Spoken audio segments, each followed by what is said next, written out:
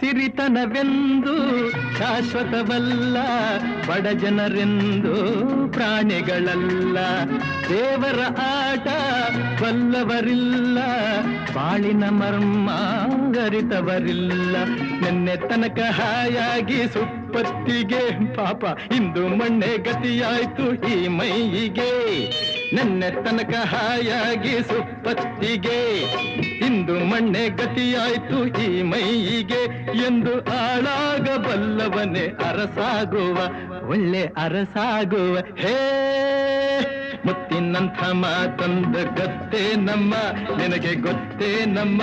ನಾವು ಕಾಲಕ್ಕೆ ತಕ್ಕಂತೆ ನಡೆಯಬೇಕು ಎಂದು ತಾಳಕ್ಕೆ ತಕ್ಕಂತೆ ಕುಣಿಯಬೇಕು.